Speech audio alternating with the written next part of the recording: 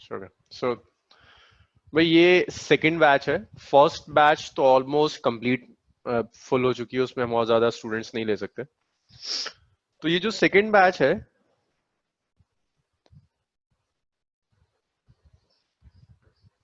अब जरा 5 मिनट जो मैं कह रहा हूं उसको ढंग से सुनिएगा। This is batch 2। ये बैच 2 ट्यूसडे, थर्सडे और सैटरडे इन 3 दिन लेके चलेंगे। फिजिक्स की टाइमिंग्स होंगी 5 to 6:30। केमिस्ट्री की टाइमिंग्स होंगी 6:30 to 8 PM। और ये जो बैच है इसमें हम टारगेट करते हैं सिर्फ और सिर्फ 12 बोर्ड्स। ऑब्जेक्टिव्स होंगे क्योंकि अब 12 बोर्ड्स में ऑब्जेक्टिव आते हैं, बट हमारा टारगेट होगा 12 बोर्ड। फर्स्ट बैच के कंपेरेबल मैं इस बैच को स्लो रखता हूं। स्लो रखने का मतलब ये नहीं कि सिलेबस लेट खत्म होगा, सिलेबस उसी टाइम पर खत्म होगा जिस पर फर्स्ट वाली बैच खत्म होगी। बस थोड़ा सा कंपेरेटिव मैं इसको स्लो लेके चलता हूँ इस बैच को, ये मानते हुए कि जिन बच्चों की स्पीड कम है उन्हें इस बैच में ऐड करते हैं। एक और मिसकंसेप्शन होता है कि अगर आपने बोर्ड्स वाली बैच ज्वाइन कर ली तो आप नीट और जेई नहीं दे पाएंगे। भाई इस बैच में और नीट और जेई की बैच में सिर्फ 15% का डिफरेंस रह जाता है। तो अगर इनिशियली आपकी स्पीड कम है तो आप इस बैच के साथ कंटिन्यू करिए। जैसे जैसे आपकी स्पीड बेटर होती चली जाए आपको हम बैच 1 में शिफ्ट करेंगे।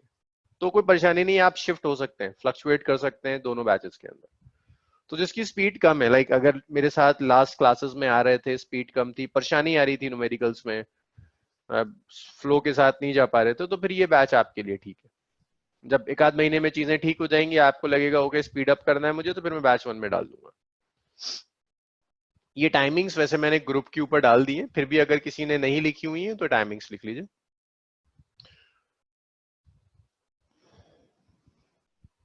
मैं रब कर रहा हूँ ये मानते हुए कि ग्रुप पर मैंने डाल दी थी तो सबने लिख ली होंगी। इसके बाद भाई एक रिक्वेस्ट और है मेरी कि भाई ये जिन लोगों के नाम नहीं आ रहे हैं, ज्यादातर के तो हैं लेकिन एक आध लोगों के नाम नहीं आ रहे हैं, तो अपना नाम प्लीज लिख दो।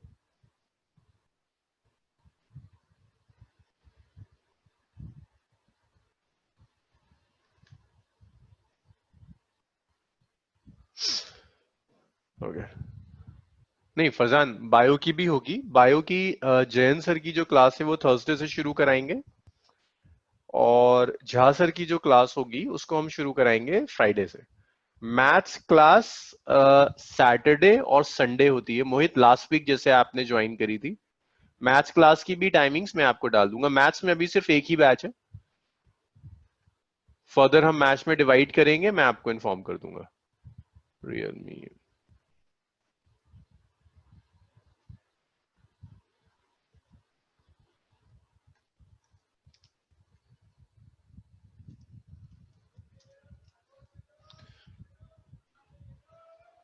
ओके ये बैच मुझे बिल्कुल स्टार्टिंग से शुरू करनी चाहिए, लेकिन मैं थोड़ा सा ना एक अननेसेसरी टॉपिक स्किप करूंगा। हम बिल्कुल फर्स्ट यूनिट से स्टार्ट कर रहे हैं। 12th का जो सिलेबस है उसका जो फर्स्ट यूनिट है दैट इज इलेक्ट्रोस्टैटिक्स।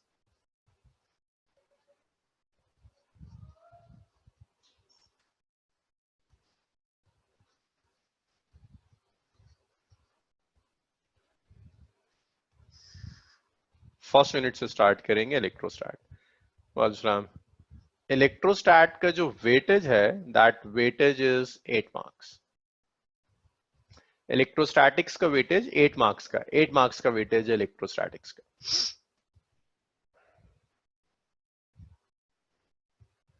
हाँ भाई देखिए, जो लोग आ रहे थे ना Monday to Friday, Monday Wednesday Friday वाली बैच में, उन्हें करने की जरूरत नहीं है। तो मुझे शुरू से मैं बैच स्टार्ट कर रहा हूँ, और जिन लोगों को मैं बैकअप दे चुका हूं उनका थोड़ा सा रिवीजन होगा, 15-20 मिनट बस। सिर्फ एक कूलम्स लॉ से रिवाइज होगा। इलेक्ट्रोस्टैट को हम दो चैप्टर्स में डिवाइड करते हैं। पहला जो चैप्टर है that is electric charge and field, अभी मिल जाएगा। और सेकंड है electric potential and capacitance. Electric potential and capacitance. भाई अभी दे रहा हूं आप लोगों के आंसर्स।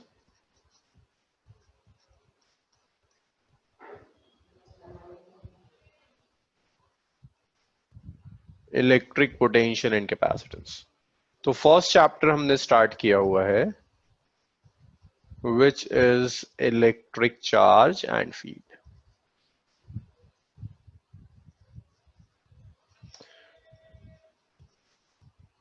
दो चैप्टर्स हैं इसके अंदर। This is chapter 1, chapter 2। हाँ जी, तो क्या कह रहे हो? क्या है सर? ये तो हम पढ़ चुके हैं। अर्षद तो आप पढ़ चुके हैं, तो आप मंडे वेडनेसडे फ्राइडे आइए ना। मैंने तो कल कहा भी था कि मंडे वेडनेसडे फ्राइडे एक बैच है, और ये आज से ट्यूसडे थर्सडे सैटरडे नई बैच स्टार्ट हुई है, तो बैच 1 में आइए। हाँ जाहिद, सेकंड लेक्चर अभी हो जाएगा। मैं बस अभी कूलम्स लॉ पर ही आऊंगा डायरेक्टली। उस उसामा उसी पर आ रहे हैं, कूलम्स लॉ पर ही आ रहे हैं। अच्छा, अब इलेक्ट्रिक चार्ज एंड फील्ड हम स्टार्ट करते हैं विद कूलम्स लॉ।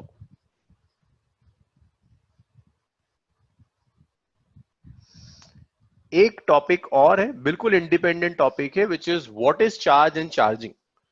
मतलब वो बिल्कुल ये समझो कि इंट्रोडक्शन है। अच्छा अच्छा, तुम कल नहीं रहोगे। Electric charge and field introduction है कि व्हाट इज चार्ज, चार्ज की यूनिट क्या होती है, एक्चुअली मतलब वो टॉपिक है जहां से किसी एग्जाम में क्वेश्चन नहीं बनता। मैं इसे कूलम्स लॉ से स्टार्ट कर रहा हूं, जो एग्जैक्ट कोर टॉपिक है जहां से क्वेश्चंस बनने शुरू होते हैं। तो खुशी उसके आगे मैं निकल जाऊंगा आज, मैं इतना करा दूंगा। तो देखो कूलम्स लॉ क्या चीज है। जिन लोगों ने सेकंड बैकअप ली थी, 10 मिनट का रिवीजन होगा तुम्हारा, उसके बाद नई चीजें शुरू हो जाएंगी।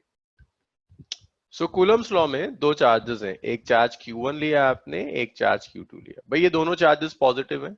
पॉजिटिव पॉजिटिव चार्जेस एक दूसरे को रिपेल करेंगे, ये एक दूसरे को रिपेल करेंगे by a force which is electric force. दोनों पॉजिटिव चार्जेस एक दूसरे को रिपेल करेंगे इलेक्ट्रिक फोर्स की वजह से। बिल्कुल इसी तरह से अगर मैंने एक पॉजिटिव चार्ज लिया, एक नेगेटिव चार्ज लिया, ये पॉजिटिव और नेगेटिव चार्ज एक दूसरे को अट्रैक्ट करेगा, ये एक दूसरे को अट्रैक्ट करेगा again by a force which is electric force.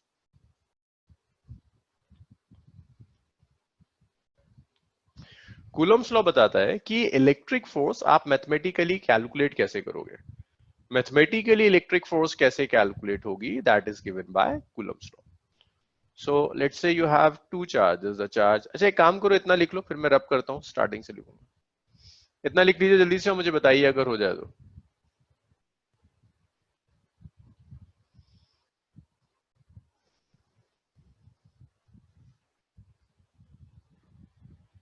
जो बच्चे मेरे साथ सेकंड बैकअप ले चुके हैं, बस 10-15 मिनट का रिवीजन है, उसके बाद हम आगे आ जाएंगे। सबने लिख लिया?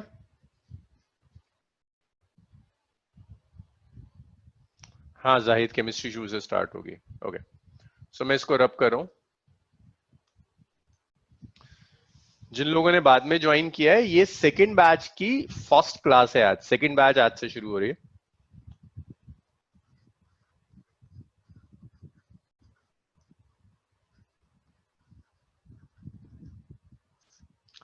तो देखिए कूलम्स लॉ कहता है कि अगर आपके पास एक चार्ज है Q1, दूसरा चार्ज Q2, जिन चार्जेस को आपने R सेपरेशन पर रख दिया, तो इन चार्जेस के बीच में जो इलेक्ट्रिक फोर्स होगी,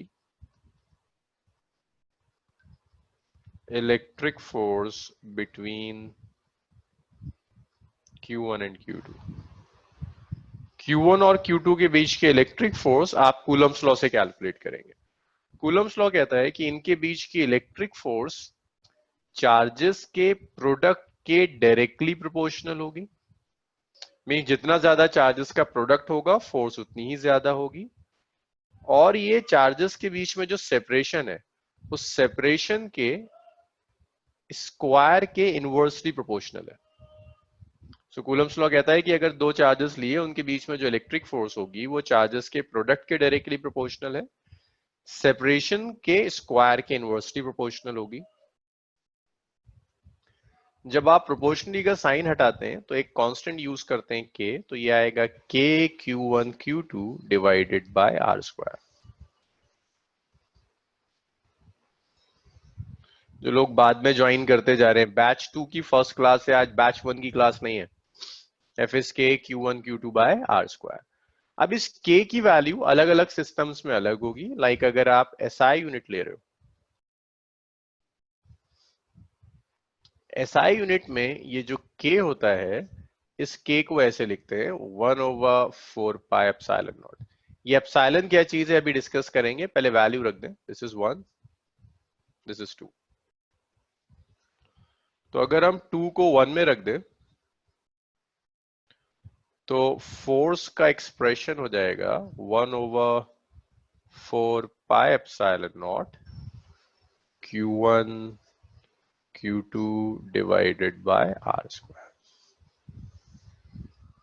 ये फोर्स का एक्सप्रेशन है।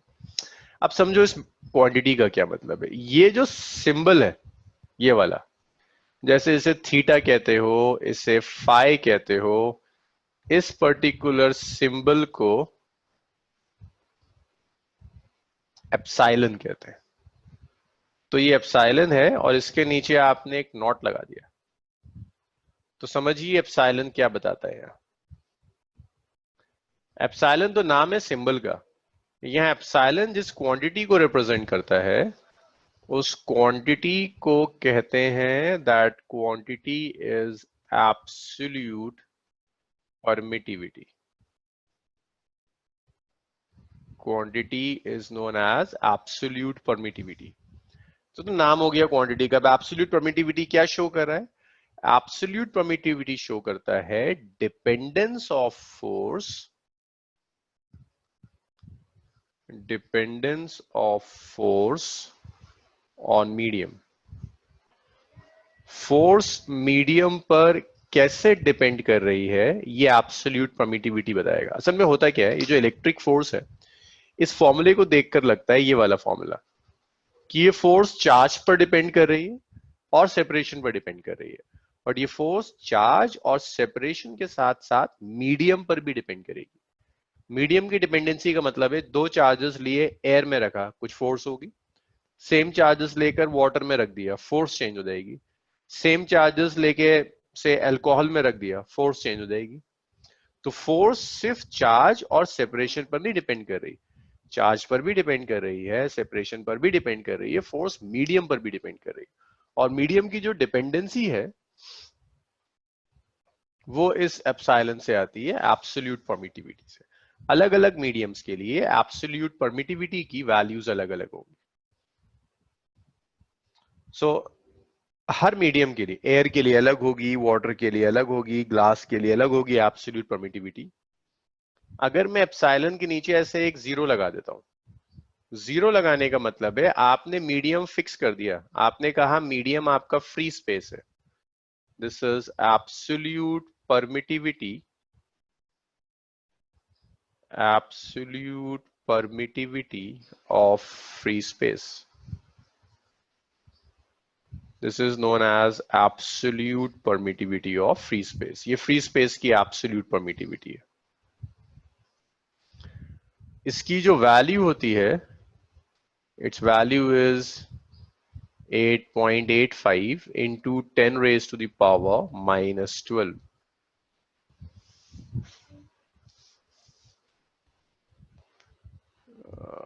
Resume share.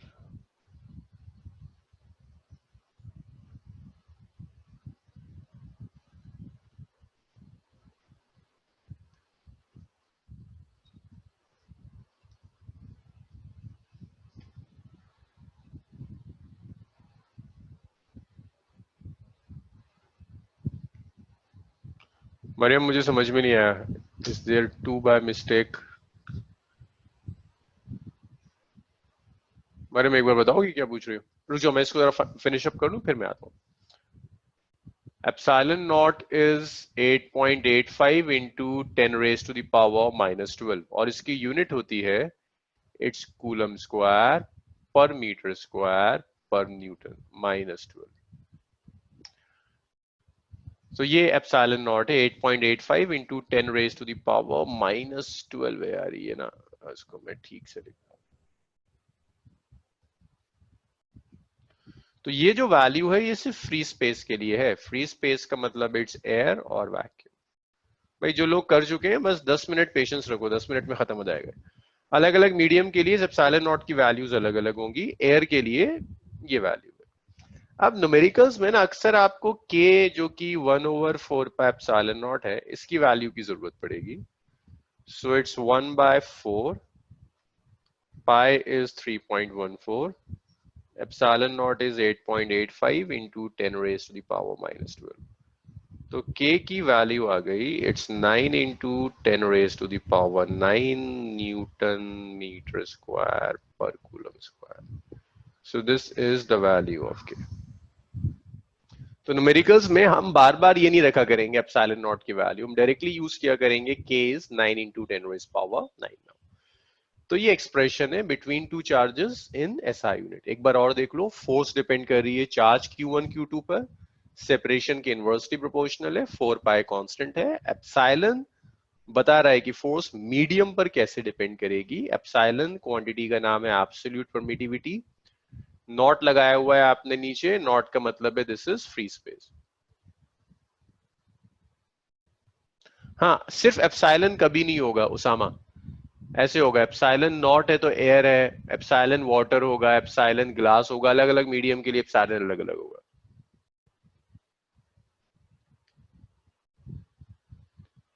हाँ डॉट जे सही तो 8.85 इंटू 10 रेज पर -12 भी तो होगा। ये तो वैल्यू होती है इसकी एयर के लिए। जब इसे सॉल्व करोगे तो 9 इंटू 10 रेज पावर 9 आ जाएगा। ये एसआई में है ये पूरा एक्सप्रेशन। अब मुझे बताइए यहां तक क्या डाउट्स हैं आप लोगों के। डॉट जी 8.85 भी तो होगी, 8.85 इंटू 10 रेज पर -12। 8.85। और किसी का डाउट? 8.85 है डॉट जी।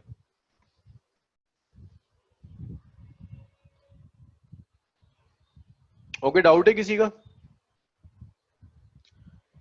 के अली सेम रहेगा जब तक एयर है। मीडियम चेंज कर दोगे तो वैल्यूज इसके अंदर ना, अगर मीडियम चेंज करोगे तो इस 1/4 पे एप्सिलॉन नॉट के साथ एक और आने लगेगा, बट हाँ के यही रहेगा। 1/4 पे एप्सिलॉन नॉट हमेशा 9 इंटू 10 रेज पावर 9 होगा। कोई और मीडियम लोगे तो उसके साथ एक फैक्टर और आता है जिसे रिलेटिव परमिटिविटी कहते हैं, बट हमेशा 1/4 पे एप्सिलॉन नॉट की वैल्यू इतनी रहेगी। कोई डाउट नहीं है ना किसी का? इतना लिख लीजिए फिर मैं रब करता हूं इसे ना। रुको रुको रुको, रब करने से पहले ना जरा सा वो भी देख लेते हैं सीजीएस में। अगर आप सीजीएस यूनिट लोगे ना तो ये K1 होता है, यहां ये जो K आ रहा है सीजीएस में K1 होता है। एक मिनट बस मोटा, एक मिनट में आया मैं। सीजीएस में K1 होता है, तो सीजीएस में ये हो जाएगा Q1 Q2 by are square. ये फोर्स का एक्सप्रेशन है। सबसे कम परमिटिविटी एयर और वैक्यूम के लिए, सबसे मिनिमम यही है। जैसे ही आप कोई और मीडियम लोगे तो इसकी वैल्यू बढ़ती चली जाएगी। लाइक अगर आप वाटर लेंगे तो 80 टाइम्स हो जाएगी, 80 into 80.5। Minimum is for air और वैक्यूम। ये जो हम F कैलकुलेट कर रहे हैं that's magnitude, its magnitude of a vector which is always positive. But अगर आप डायरेक्शन यूज करोगे तो नेगेटिव आ सकता है, जैसे आई कैप माइनस आई कैप माइनस जे कैप माइनस के कैप। बट अगर आप मैग्नीट्यूड ले रहे हैं, ओनली मैग्नीट्यूड, जैसे मैं यहाँ कैलकुलेट कर रहा हूँ, इट्स स्ट्रिक्टली पॉजिटिव ओनली, हमेशा पॉजिटिव होगा। इतना जल्दी से लिख डालो सब, फिर उसको रब करते हैं और आगे बढ़ेंगे।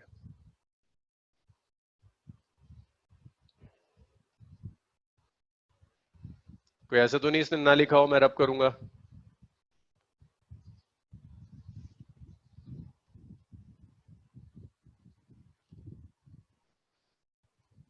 चलो जी, रब करते हैं फिर से। हाँ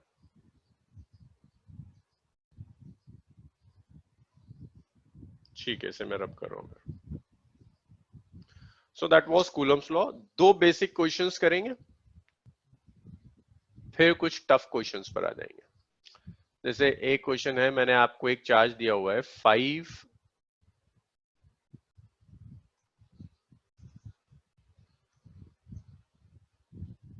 when we are calculating, should we have to consider the sign of the charge? nahi, if you are calculating the magnitude of force, then no need to consider the sign of charge, but if you are considering direction, then yes, फिर आपको sign लेना पड़ेगा. इस question में देखो ये clear हो जाएगा. Two charges 3 millicoulomb and -5 microcoulomb. जो ये एक्सपेरिमेंटली कैलकुलेटेड वैल्यूज हैं, सीजीएस में इसकी वैल्यू 1 होती है. आर प्लेस्ड, ये वैल्यूज एक्सपेरिमेंटली कैलकुलेटेड है एट सेपरेशन ऑफ 2 mm.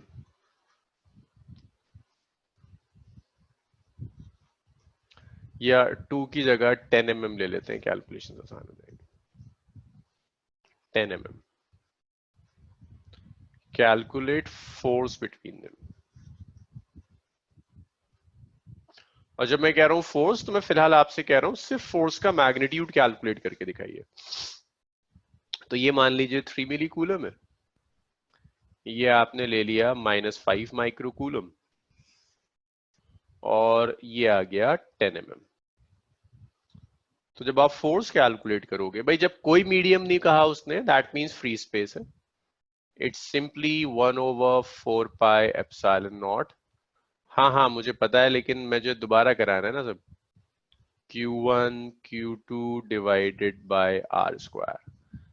हाँ वो मैंने कहा तो है, बैकअप वाला थोड़ा सा रिवाइज होगा. 1/4 pi epsilon naught is 9 into 10 raised power 9. Q1 है 3 मिलीकूलम, तो इसे आप लिख सकते हैं 3 into 10 raised to the power -3. Then you have Q2, which is -5 microcoulomb, -5 into 10 raised to the power -6 divided by separation कितना है 10 mm स्क्वायर. इसको आप लिख सकते हो 10 into 10 raised to the power -3 का स्क्वायर. बस उसमें ख्याल रखिएगा, हम सिर्फ मैग्नीट्यूड ले रहे हैं, तो ये चार्ज नेगेटिव है, इसका नेगेटिव साइन यूज नहीं करना. इस साइन को मैं यहां से हटा रहा हूं. जो कई लोग पूछ रहे थे कि नेगेटिव होगा या नहीं होगा, जब आप सिर्फ मैग्नीट्यूड ले रहे हैं तो आप साइन नहीं लोगे.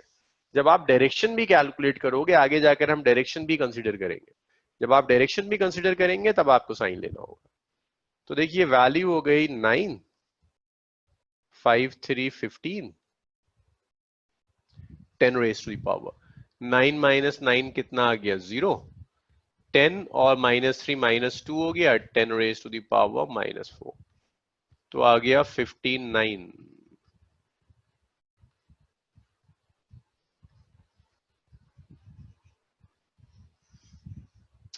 One 135 into 10 raised power 4 Newton.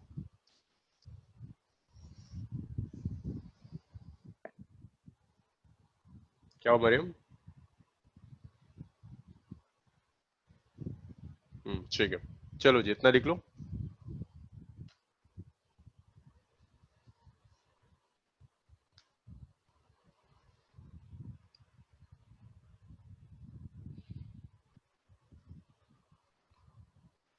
सबको लिखने दो, सबको लिखने दो.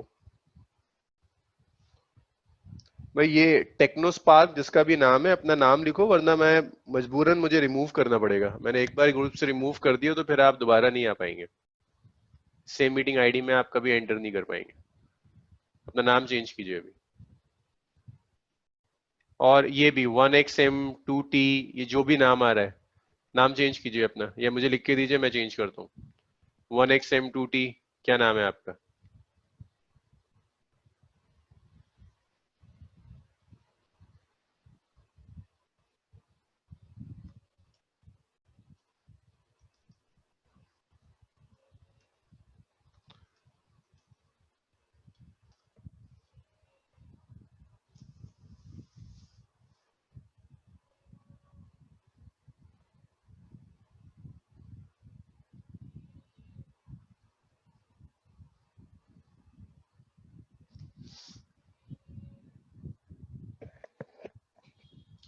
-4 तो नीचे है ना डॉट, जो ऊपर जाएगा तो +4 हो जाएगा.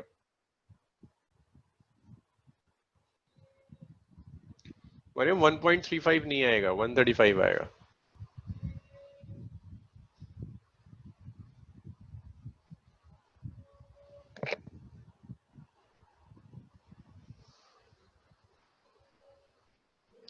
सबका हो गया? रब कर दूं इसे?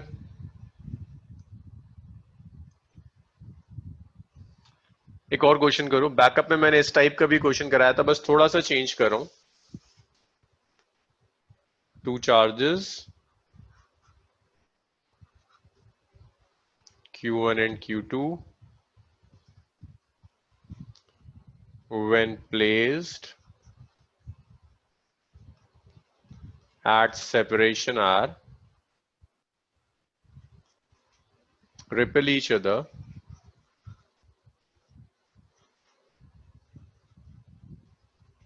with force F.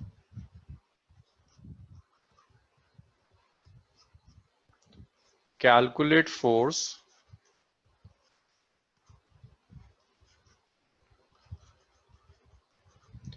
if their magnitudes are halved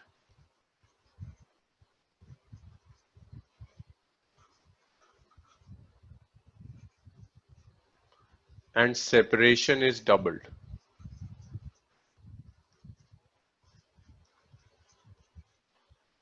F की टर्म्स मुझे आंसर चाहिए, क्या आ रहा है कि मैग्नीट्यूड हाफ कर दिया, सेपरेशन डबल कर दिया। ऑप्शंस हैं, क्या फोर्स F ही रहेगी, F/4 हो जाएगी, 16F हो जाएगी, या ये फोर्स हो जाएगी F/16। कैलकुलेट करो।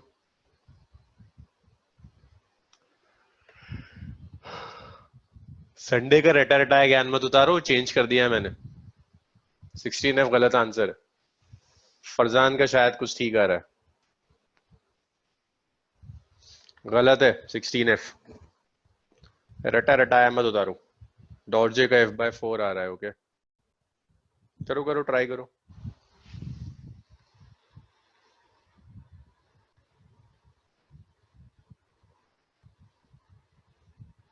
F/16 मोहित सैनी हो गया।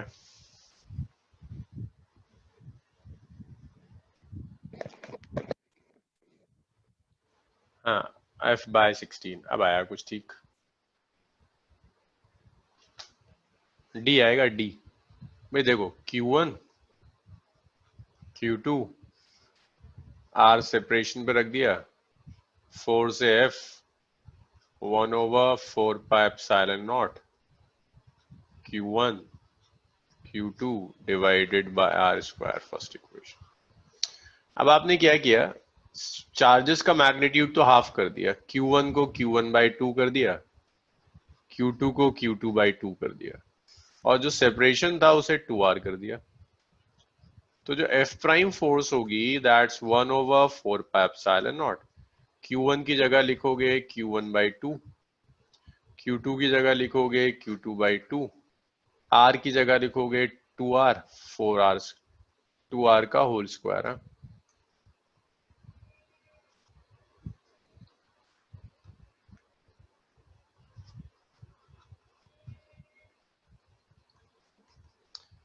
वन ओवर 4πε0 Q1 Q2, ये 4 हो जाएगा, 4 और 4 16R²। अब ये जो टर्म है ना पूरी,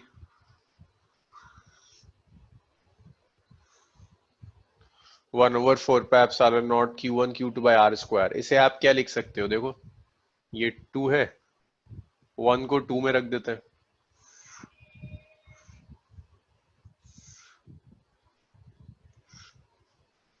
वन को 2 में रख देते हैं, तो ये F प्राइम हो जाएगा F/16। F prime is F/16। तो ऐसे आप F प्राइम कैलकुलेट करेंगे। सो आंसर डी है, 1/16 हो जाएगी फोर्स। हाँ, फरजान का सही था।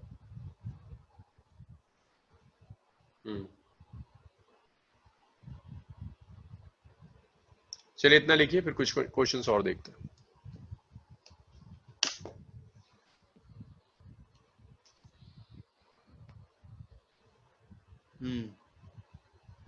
तुम्हारा ठीक था अली, देख लो।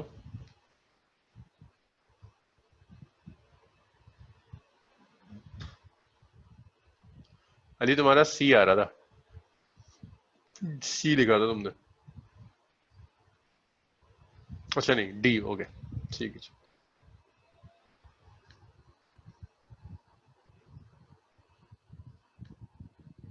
अच्छा यार, एक काम करो, मुझे अटेंडेंस का चाहिए। मुझे जरा लिखना शुरू करो तुम। यहाँ जो स्टूडेंट्स हैं वो बेसिकली दो टाइप के स्टूडेंट्स होंगे, तीन तरह के स्टूडेंट्स हैं। कुछ ऑर्किड के स्टूडेंट्स हैं, कुछ लद्दाख के स्टूडेंट्स होंगे।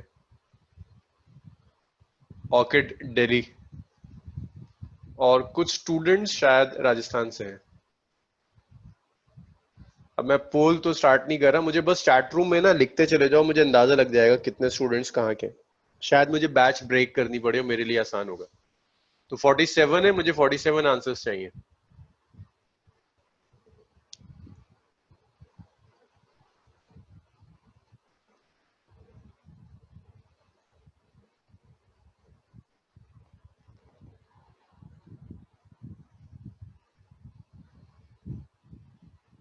Okay.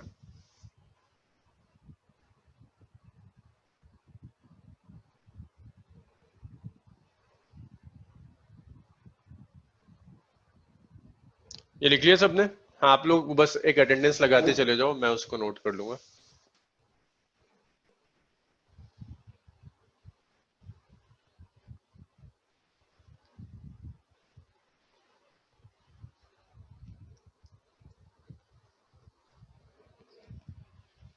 मैं रब कर दूं ये? चलो इसको रब कर रहा हूं मैं, ये लिख लिया होगा सबने। कुछ न्यूमेरिकल्स और देखते हैं। अभी भी जिन लोगों ने अटेंडेंस नहीं लगाई है, प्लीज बता दो, मेरे लिए थोड़ी आसानी हो जाएगी।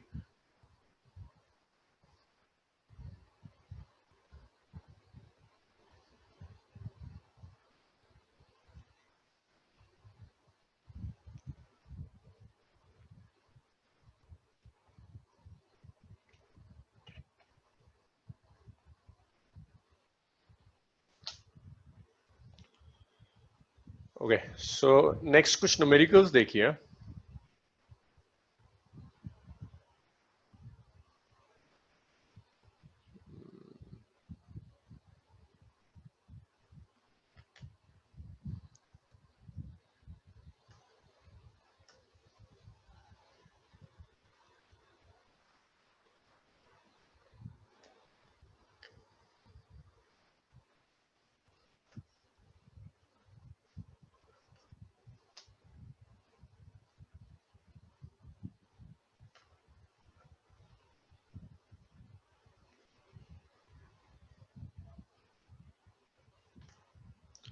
हाँ फरजान, तो तुम इस बैच में क्यों आ रहे हो? तुम्हें तो मंडे, तुम्हारी बैच तो मंडे वेडनेसडे फ्राइडे है ना? अगर तुमने सब पढ़ा हुआ है तो उसमें क्यों आ रहे हो?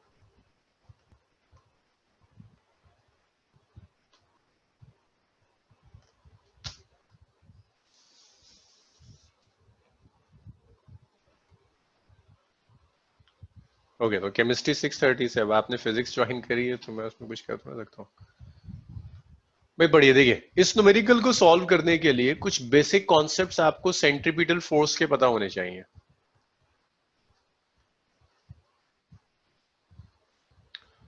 कुछ बेसिक कॉन्सेप्ट्स आपको सेंट्रीपिटल फोर्स के पता होने चाहिए। देखिए सेंट्रीपिटल फोर्स क्या है।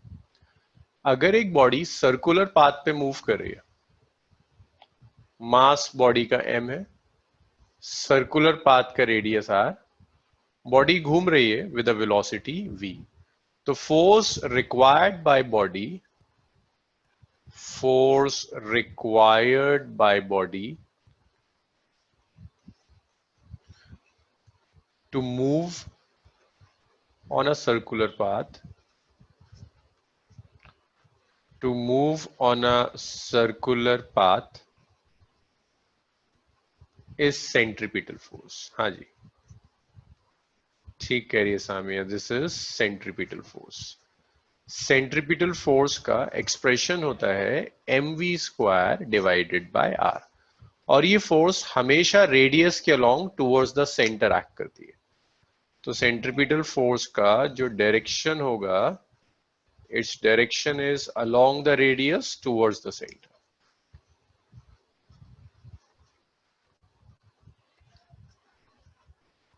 Along the radius towards the center। तो सेंट्रिपिटल फोर्स रेडियस के अलोंग होगी और टुवर्ड्स द सेंटर एक्ट करेगी, that centripetal force, it acts along the radius towards the centre of the path. अब इस क्वेश्चन पर आइए, देखिए वो कह रहा है particle of mass m and carrying charge minus q1 is moving around a charge plus q2 along a circular path of radius r। तो एक सर्कुलर पाथ है, उसके सेंटर पर एक चार्ज रखा है प्लस q2, r रेडियस के circle में एक और चार्ज है माइनस q1 जो उसके अराउंड घूम रहा है। वो कह रहा है टाइम पीरियड निकालिए। टाइम पीरियड निकालने के लिए पहले वेलोसिटी चाहिए। भाई इस पार्टिकल को घूमने के लिए सेंट्रिपिटल फोर्स की जरूरत होगी। सो सेंट्रिपिटल फोर्स जो रिक्वायर्ड होगी, सेंट्रिपिटल फोर्स रिक्वायर्ड,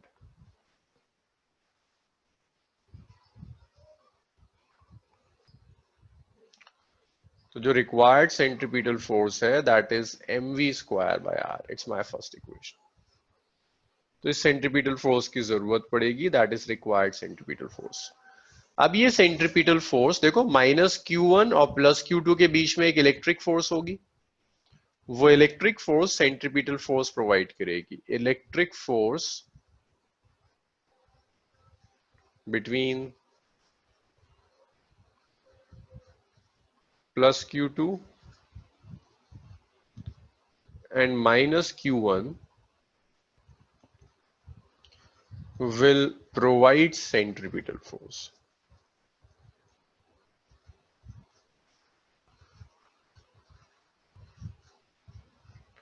तो जो भी इलेक्ट्रिक फोर्स है ये इलेक्ट्रिक फोर्स सेंट्रिपिटल फोर्स देगी।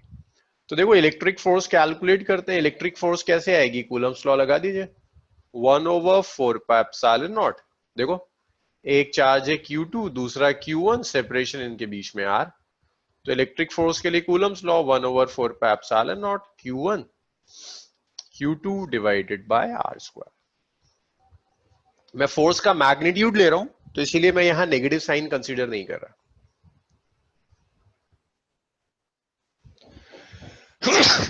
सॉरी। तो यहां से हमने इलेक्ट्रिक फोर्स कैलकुलेट कर ली।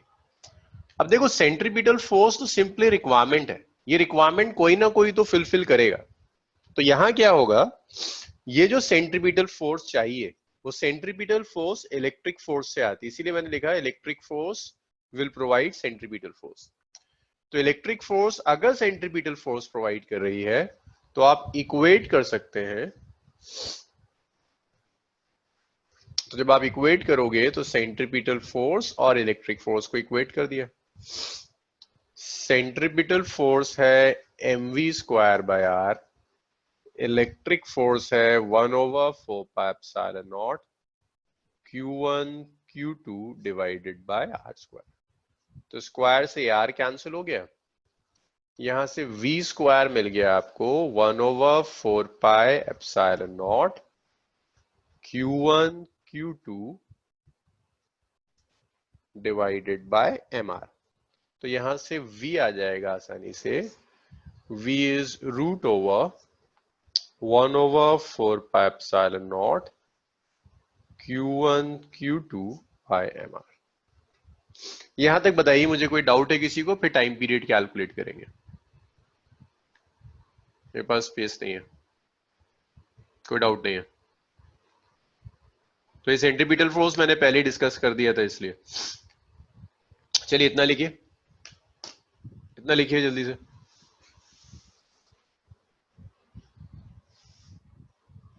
ओके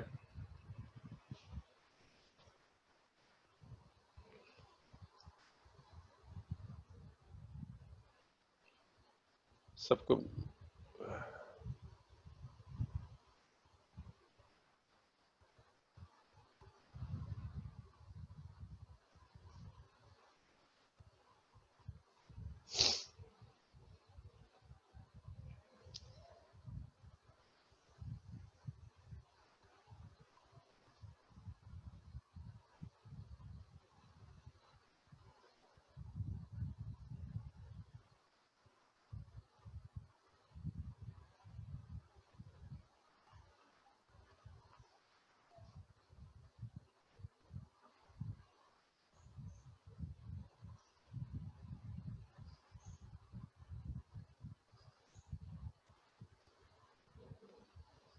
मैं रब कर दूं?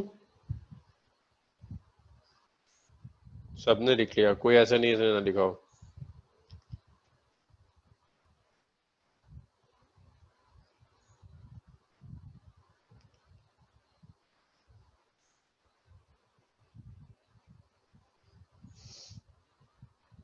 चलो जी।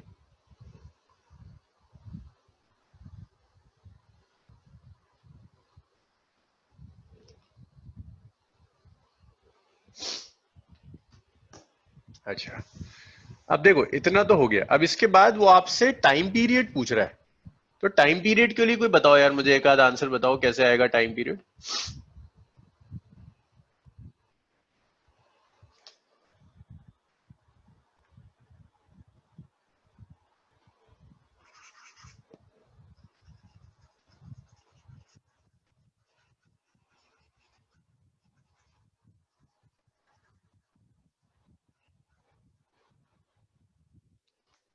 स्पीड का फॉर्मूला, राइट। तो टाइम पीरियड के लिए आप यूज कर सकते हैं, स्पीड होता है ना डिस्टेंस डिवाइडेड बाय टाइम। तो पार्टिकल अगर सर्कुलर ट्रैक पे घूम रहा है, तो एक सर्कल कंप्लीट करने में जो डिस्टेंस कवर करेगा, दैट डिस्टेंस इज 2 πr। इस डिस्टेंस को कवर करने में इसे जो टाइम लगेगा, that time is time period. तो यहां से आप लिख सकते हो कि टाइम पीरियड हो जाएगा 2 πr divided by v। This is fourth equation. और देखो यहां v का एक्सप्रेशन हमने निकाला है, दिस इज थर्ड कह देते हैं। तो v को सब्स्टिट्यूट कर दो।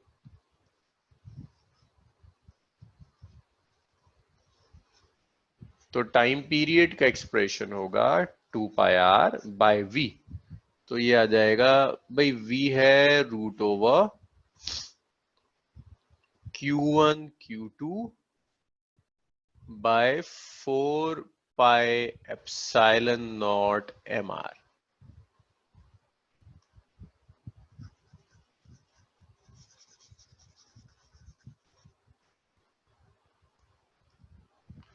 तो ये टाइम पीरियड हो जाएगा, it's 2 πr √4 πε0 mr divided by Q1 Q2। इसे अंदर मल्टीप्लाई कर दीजिए। तो जब आप अंदर मल्टीप्लाई करेंगे, चलो इसको यहां भी छोड़ सकते हो, आप चाहो तो अंदर मल्टीप्लाई कर दो, ये टाइम पीरियड का एक्सप्रेशन हो जाएगा। देखिए इतना लिखिए, फिर जरा Coulomb's law in vector form देखेंगे। इतना लिखो, फिर नेक्स्ट टॉपिक करते हैं।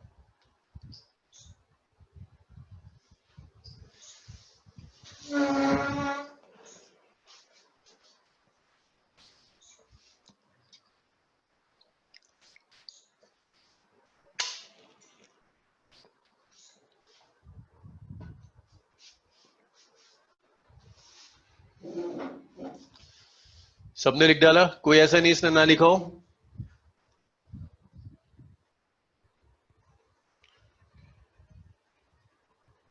सुंदुस, जोया, शुजात, सैयदा, सज्जाद, रिगजन, नैनी माया, डॉर्जे, सबने लिख लिया? चलो हो गया। इसे रब करते हैं, आगे चलते हैं।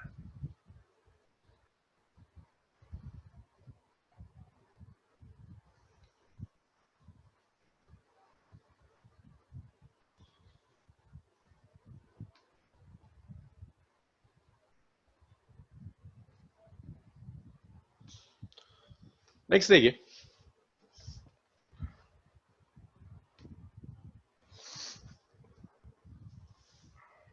Coulomb's law in vector form. But Coulomb's law in vector form start करने से पहले थोड़ा सा 11th की कुछ चीजें आपको रिवाइज करनी होगी।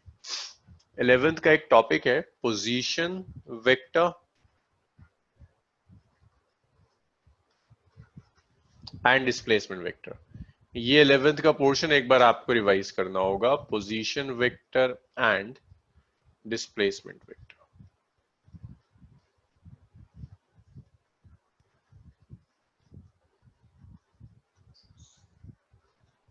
ये 11th का पोर्शन है, ये आना चाहिए।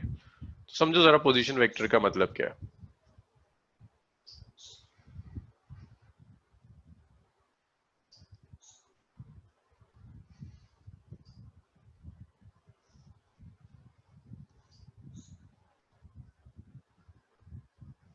मान लीजिए ये आपने कोई पॉइंट लिया, point A,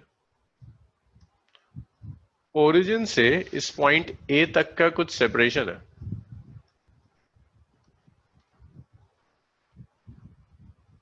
this is origin, point A तक का सेपरेशन है, दिस इज R1। तो पोजीशन वेक्टर का मतलब है ओरिजिन से किसी भी पॉइंट तक का सेपरेशन जो होगा उसे आप पोजीशन वेक्टर कहोगे। पोजीशन वेक्टर सेपरेशन भी बताएगा और डायरेक्शन भी बताएगा। तो जो पोजीशन वेक्टर है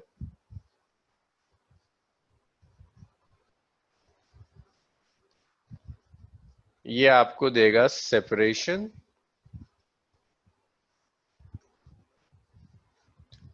एंड डायरेक्शन ऑफ पॉइंट,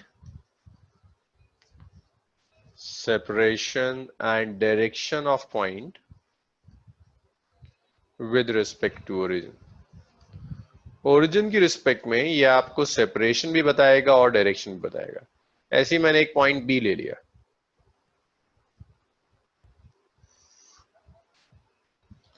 मैं आपसे कहता हूं बी का पोजीशन वेक्टर बताइए, तो बी का पोजीशन वेक्टर R2, ये भी आपको बताएगा ओरिजिन से बी तक का सेपरेशन और बी का डायरेक्शन। लेकिन अगर मैं आपसे कहता हूं कि आप मुझे ए और बी के बीच में सेपरेशन बताइए, separation between A and B, कोई भी ओरिजिन नहीं है, तो जब आप कोई भी दो आर्बिट्ररी पॉइंट्स लोगे उनके बीच में जब आप सेपरेशन निकालोगे तो आपको डिस्प्लेसमेंट वेक्टर चाहिए। जैसे R12, R1 से R2 जा रहे हो तो डिस्प्लेसमेंट वेक्टर R12 होगा। R12 दो पॉइंट्स के बीच का सेपरेशन बताएगा, पोजीशन वेक्टर ओरिजिन और किसी एक पॉइंट के बीच का सेपरेशन, तो R12 हो गया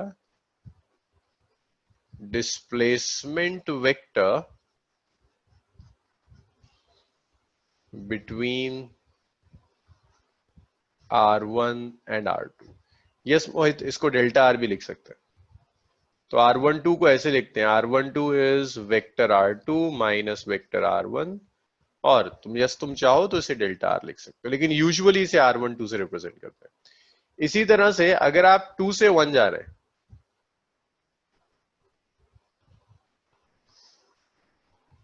अगर आप 2 से 1 जा रहे हैं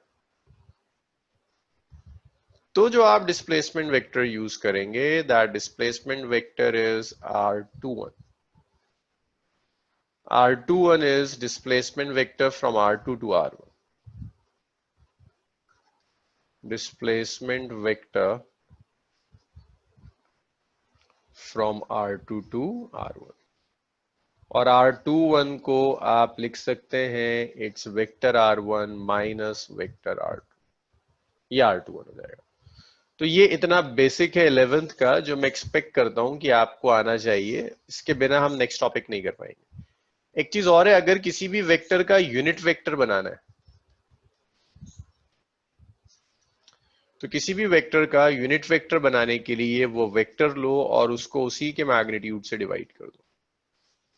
अगर आप एक वेक्टर को उसी के मैग्नीट्यूड से डिवाइड कर देते हैं तो जो रिजल्ट होगा that result is a unit vector. लिखिए इतना, फिर आगे बढ़ेंगे।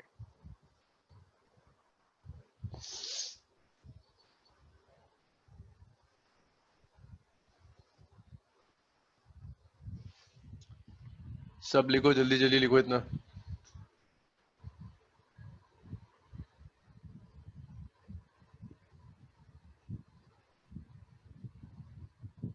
रिग्जन, फुंगशॉक, नानी माया, सैनी, मरियम, टॉर्जे, खुशी, जिगमत, डोलमा, हुआ सबका?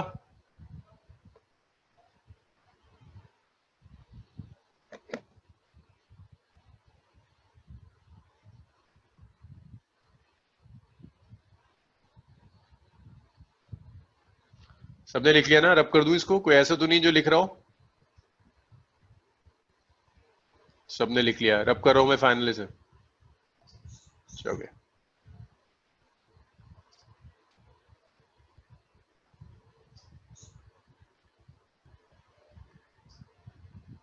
ओके, मोहित लिख रहा है।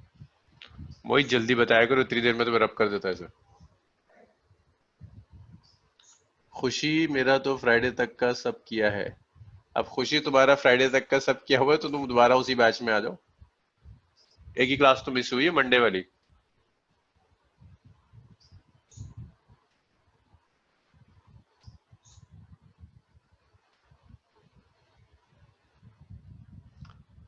अब डिसाइड कर लीजिए आपको किस बैच में आना है, फर्स्ट बैच में आना है आप उसी में आइए।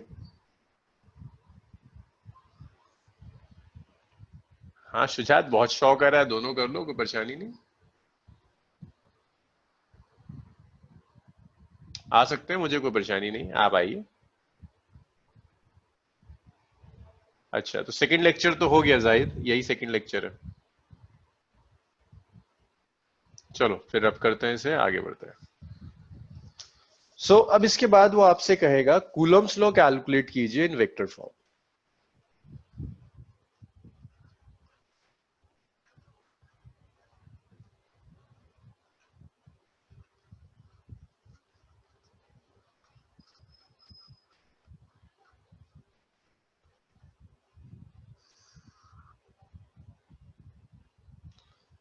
अली डाइलेक्ट्रिक करंट तो मैंने अभी पढ़ाया नहीं है, डिस्प्लेसमेंट करंट कहते हैं डाइलेक्ट्रिक करंट को। डाइलेक्ट्रिक कांस्टेंट अगर कह रहे हो तो वो अलग चीज है। डाइलेक्ट्रिक करंट तो फिफ्थ यूनिट में, डाइलेक्ट्रिक कांस्टेंट पूछ रहे हो शायद तुम। हाँ तो अभी मुझे आने तो दो वहां तक, बस इसके बाद डाइलेक्ट्रिक कांस्टेंट ही कराना है अली, बस आ रहा हूं मैं उसी पर।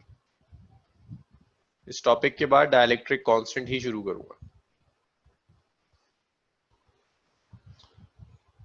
तो देखो Coulomb's law in vector form का मतलब है,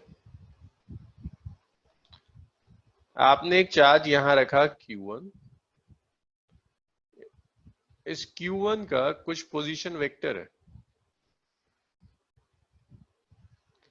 इसी तरह से एक और चार्ज लिया आपने Q2, उस Q2 का भी कुछ पोजीशन वेक्टर होगा।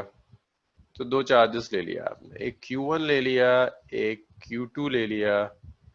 Q1 का पोजीशन वेक्टर है R1, Q2 का पोजीशन वेक्टर है R2। ये दो आपने लिए हुए हैं Q1 और Q2।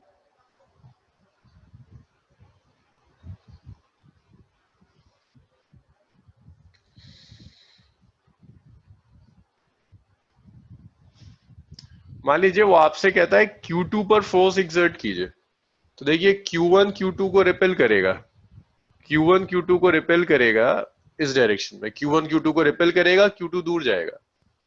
Q1 Q2 पर जो फोर्स एक्सर्ट कर रहा है that force is F21। So F21 is force on Q2 due to Q1, force on Q2 due to Q1, Q2 पर Q1 की वजह से जो फोर्स है दैट इज Q21। अब आपको Q1 और Q2 के बीच का सेपरेशन भी चाहिए, अभी लिखा था R1 और R2 के बीच के सेपरेशन को R12 कह सकते हैं। तो F21 का जब आप मैग्नीट्यूड कैलकुलेट करेंगे तो वो मैग्नीट्यूड सिंपली हो जाता है 1/4πε0 charge Q2 multiplied by charge Q1 divided by इनके बीच में सेपरेशन है R12 के मॉड का स्क्वायर। तो ये जो हमने कैलकुलेट किया, लाइक मैग्नीट्यूड में ऐसे भी लिख सकता हूं मैं, सिंपल लिख दूं F21, तो F21 का मैग्नीट्यूड है 1/4πε0 Q2 Q1 divided bye R12 के मॉड का स्क्वायर। तो यहां हमने जो कैलकुलेट किया है सिर्फ और सिर्फ मैग्नीट्यूड कैलकुलेट किया, इसे आपको डायरेक्शन भी प्रोवाइड करना होगा। डायरेक्शन प्रोवाइड करने के लिए सबसे इजी तरीका होता है यूनिट वेक्टर यूज करना। तो जो वेक्टर R12 है, R12 की डायरेक्शन में एक unit vector R12 cap use कर लो। सो मैं एक R12 कैप चूज कर रहा हूं, it's a unit vector, it is a unit vector along R12। So R12 की डायरेक्शन में मैंने एक यूनिट वेक्टर चूज कर लिया। तो जस्ट आप एक काम करो, इस यूनिट वेक्टर को इससे मल्टीप्लाई कर दो। तो जब आप मल्टीप्लाई करोगे तो वेक्टर F21 हो जाएगा 1/4πε0 Q2 Q1 bye mod of R12 का square into unit vector R21 r12 cap.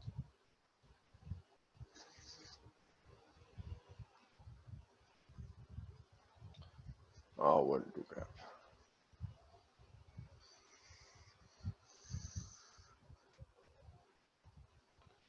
This is equation number 1। तो देखिए यहां हमने कैलकुलेट किया था सिर्फ मैग्नीट्यूड, यहां भी हमने कैलकुलेट किया सिर्फ मैग्नीट्यूड, लेकिन ये जो हमने कैलकुलेट किया इसमें मैग्नीट्यूड भी है और डायरेक्शन भी है, it's a complete vector. So it's vector F21 which is 1 over 4 pi epsilon naught Q2 Q1 by mod of R12 square into unit vector R12 cap। ये वेक्टर फॉर्म में आ गया। अब आपको किसी तरह से यूनिट वेक्टर हटाना है, तो मैंने आपको बताया था यूनिट वेक्टर R12 कैप को आप लिख सकते हैं vector R12 divided by the magnitude of R12। इसे उठाकर यहां सब्स्टिट्यूट कर दो, इसे आप कह दो दिस इज 2, 2 को आपने 1 में रख दिया। तो जब आप 2 को 1 में रखेंगे तो ये एक्सप्रेशन हो जाएगा, expression of force will be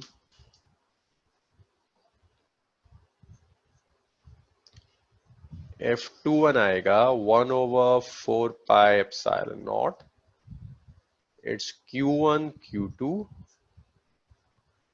mod of R12 का square unit vector R12 cap.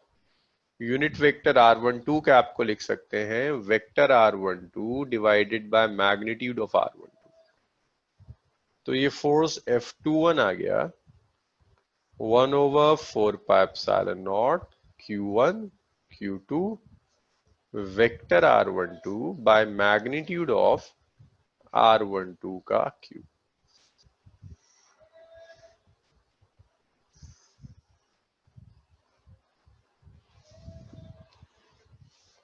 तो ये जो फोर्स आई है ये फोर्स है,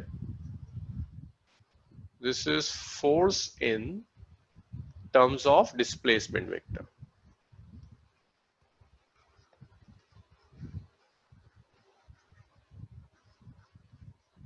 भाई ये डेरिवेशन अक्सर आ जाती है, वो कहता है फोर्स को वेक्टर फॉर्म में एक्सप्रेस करो।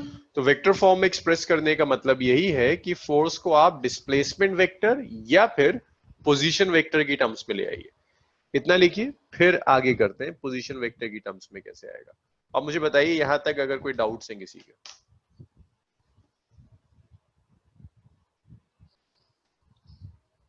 नहीं मरियम, R21 और F डायरेक्शन ऑपोजिट हो जाएगा, माइनस साइन आ जाएगा।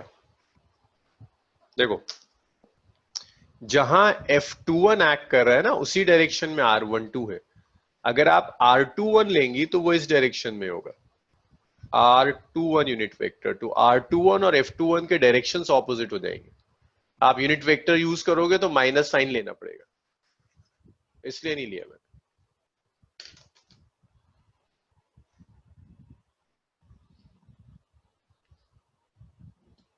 ओके देखो जरा, मैंने एक चार्ज Q1 लिया, ये ओरिजिन है, ओरिजिन से Q1 तक का सेपरेशन है R1। साल का नोट कहाँ गया है नोड है नोड है नॉट है। ये Q2 का पोजीशन वेक्टर है R2। एक सेकंड रुक जरा, जोया का आंसर दे दो। Q1 Q2 को रिपेल करेगा with a force F21। Force F21 calculate करने के लिए मैग्नीट्यूड कैलकुलेट कर रहे हैं which is 1 over 4 pi epsilon naught Q2 Q1 by इन दोनों के बीच में सेपरेशन विच इज R12 का स्क्वायर। तो ये मैग्नीट्यूड आ गया फोर्स का। मुझे फोर्स को डायरेक्शन भी देना है, वेक्टर बनाना है। वेक्टर बनाने के लिए एक यूनिट वेक्टर ले लिया मैंने, ये R12 वेक्टर है, R12 वेक्टर की डायरेक्शन में R12 कैप लिया। अब देखो R12 कैप और F21 दोनों सेम डायरेक्शन में एक्ट कर रहे हैं, तो इसे वेक्टर बनाने के लिए इस 1 over 4 pi epsilon naught Q2 Q1 mod of R12 square को R12 कैप से मल्टीप्लाई कर दिया, वेक्टर बन गया। अब आपको इस यूनिट वेक्टर हटाना है, तो यूनिट वेक्टर का एक्सप्रेशन क्या होता है? कहीं भी अगर आपको डायरेक्शन देना है ना, डायरेक्शन देने के लिए आप यूनिट वेक्टर से मल्टीप्लाई कर दीजिए।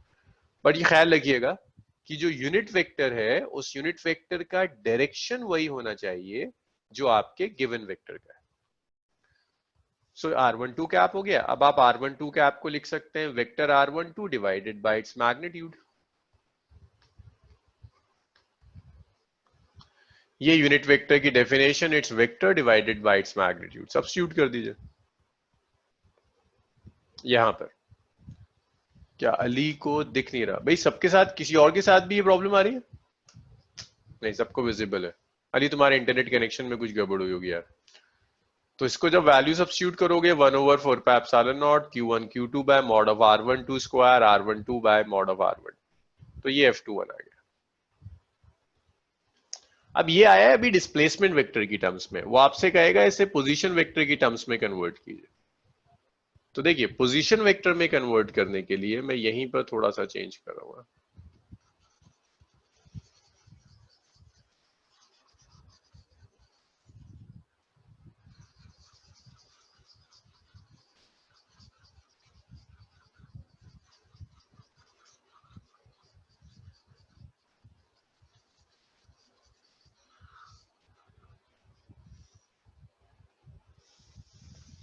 सो आप ऐसा लिख सकते हैं कि ये जो पोजीशन डिस्प्लेसमेंट वेक्टर हमने यूज किया R12, सो R12 को आप लिख सकते हो R2 minus R1 square with modulus. Magnitude use कर रहा हूं ना, इसलिए सिर्फ मैग्नीट्यूड यूज कर रहा हूं, इसलिए मैं इसको मॉडुलस के साथ लिख रहा हूं। R12 को R21 लिख सकते हैं, इसे कह दो इक्वेशन नंबर 4, इसे कह दो 5। मैग्नीट्यूड यूज कर रहा हूं इसलिए मॉडुलस है। 5 को 4 में रख दो। तो जब आप 5 को 4 में रखोगे, अरे कहा गया यार ये,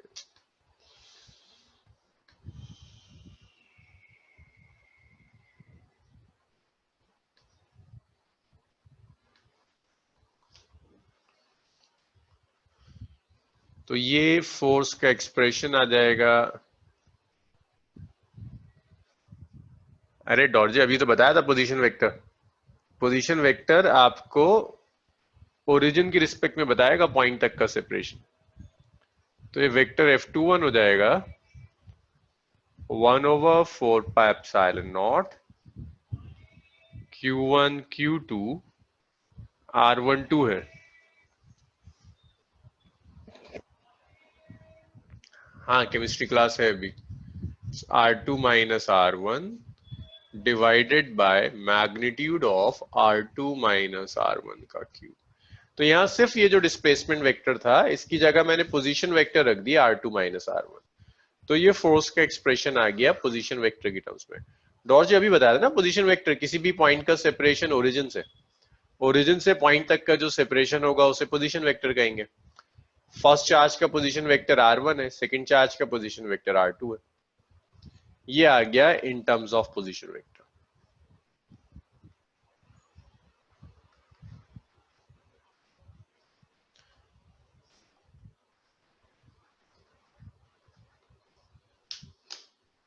चलो भाई इतना लिखो, फिर कुछ और चीजें देखते हैं। फिर देखेंगे F12 कैसे आएगा। इतना लिखिए, सब नोट करो इतना।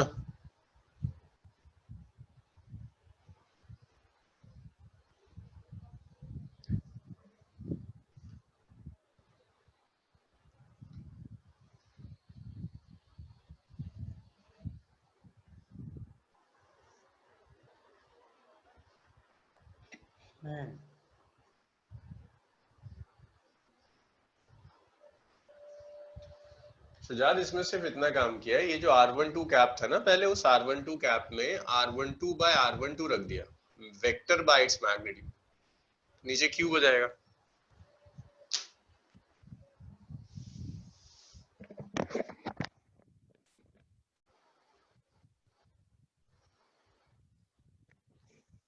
जिगमत हुआ?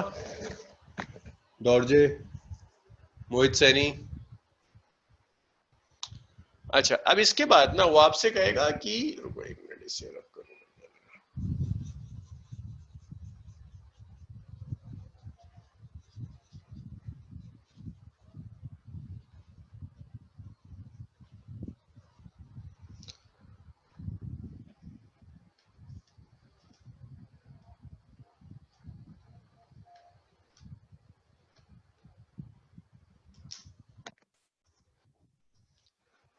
ये वैसा भी हो सकता है, वो आपसे कहेगा अब एक काम करो, एफ अभी तो आपने Q2 पर फोर्स कैलकुलेट की थी ना, अब वो कहेगा Q1 पे फोर्स कैलकुलेट करो। तो देखो जब आप Q1 पर फोर्स कैलकुलेट करेंगे, Q1 पर फोर्स कौन एक्सर्ट करेगा? Q2।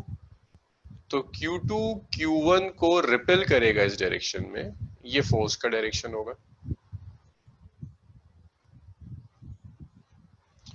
फोर्स का नाम हो जाएगा F12।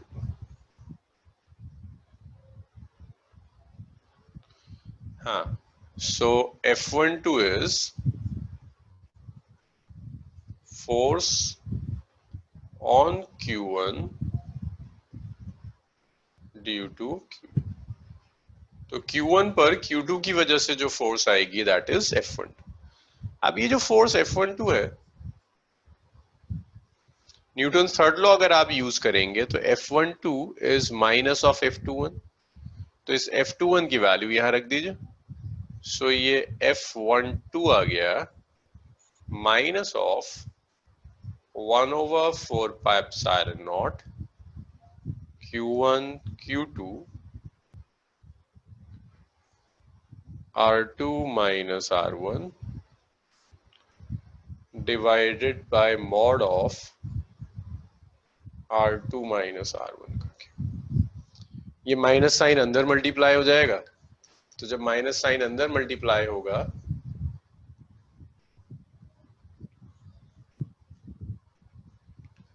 तो ये F12 होगा, इस माइनस साइन को अंदर मल्टीप्लाई कर दीजिए। So it's 1/4πε0 Q1 Q2 minus को यहां मल्टीप्लाई कर दो, तो ये आ गया R1 minus R2 divided by mod of R2 minus R1 का क्यूब। ये F12 का एक्सप्रेशन है, 1/4πε0 Q1 Q2 R1 minus R2 by mod of R2 minus R1 का cube. This is force on charge 1 due to charge 2। अब इसमें आप एक काम और कर सकते हैं, देखिए ये जो मॉड है ना, mod of R2 minus R1 low, modulus है, ये आप R1 माइनस R2 लीजिए, दोनों मैग्नीट्यूड सेम है। तो इसकी जगह मैं ये सब्स्टिट्यूट कर रहा हूं, तो F12 हो जाएगा 1/4πε0 Q1 Q2 vector R1 minus vector R2 by magnitude of R2 minus R1 का क्यूब।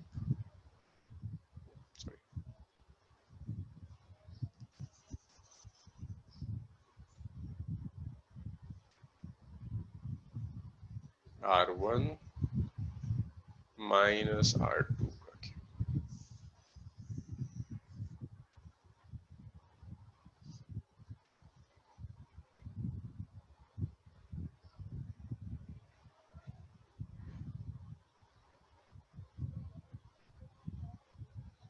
भाई वो इतना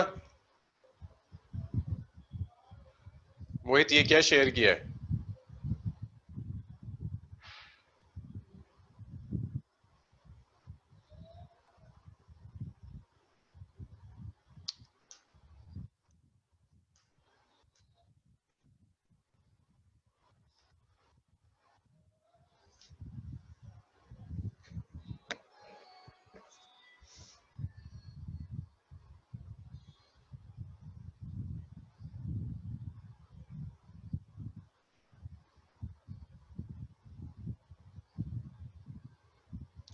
शुजात माइनस से मल्टीप्लाई कर दिया ना मैंने,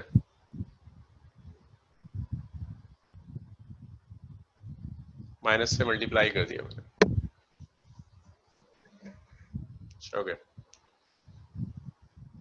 सो इसका ख्याल रखिएगा, F21 is 1/4πε0 Q1 Q2 R2 minus R1 by mod of R2 minus R1 का क्यूब।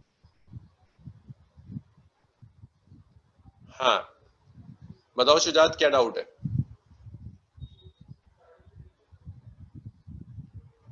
तुम्हारी ऑडियो ऑन कर दूं, रुको अभी करता हूं। तो देखिए जब वो आपसे वेक्टर फॉर्म में पूछेगा ना फोर्स, तो वेक्टर फॉर्म में फोर्स कैलकुलेट करने के लिए अगर चार्ज 2 पर चाहिए 1 की वजह से, तो ख्याल रखना R2 माइनस R1 है, 1 पर चाहिए 2 की वजह से, तो R1 माइनस R2 हो जाएगा। चलिए भाई लिखिए इतना, शुजात आ रहा हूं तुम्हारे पास अभी। इतना लिखो, हो जाए तो फिर बताओ मुझे, रब करते हैं।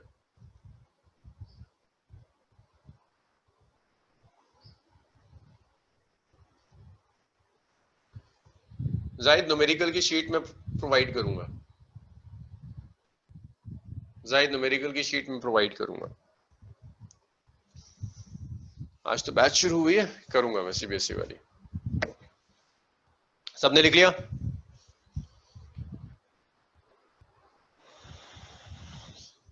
भाई क्लरवर, डॉर्जे, नरगिस, रेक्सेन, शिबा, उज़मा,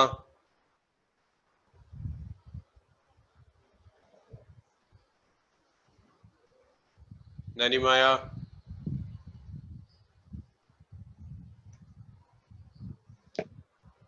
शुगर।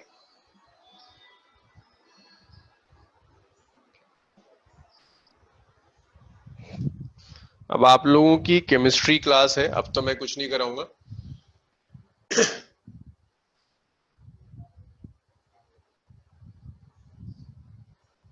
ओके, किसी का कोई डाउट नहीं है, सबका क्लियर हो गया? ठीक है चलिए।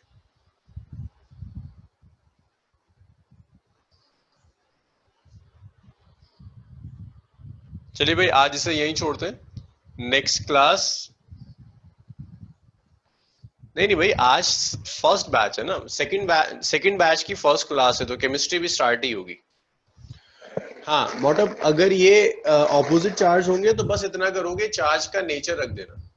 अगर नेगेटिव चार्ज है तो उसका नेचर रख देना, दैट्स इट। ओके ठीक है।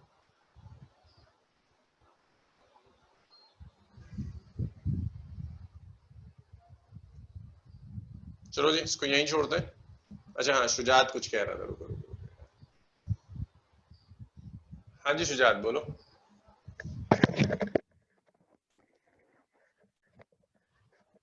हेलो।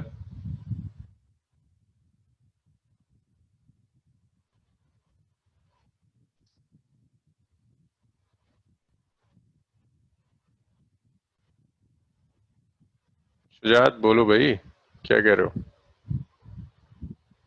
सर मैं कह रहा था जो लास्ट टू जो माइनस है ना सर इक्वल टू के बाद, हम्म, आ तो गया वो हो? माइनस कैसे सके? हाँ सर। भाई ये माइनस है ना, इस माइनस को अंदर मल्टीप्लाई किया, जब अंदर मल्टीप्लाई किया तभी तो ऑर्डर चेंज हुआ। ये -R2 हो गया है, +R1 ऊपर देखो ना, ऑर्डर चेंज हुआ है। माइनस ऑफ ए हाँ सर बोल माइनस रहे हैं सर वो लिख सकते हैं ना, बी माइनस। ठीक है। और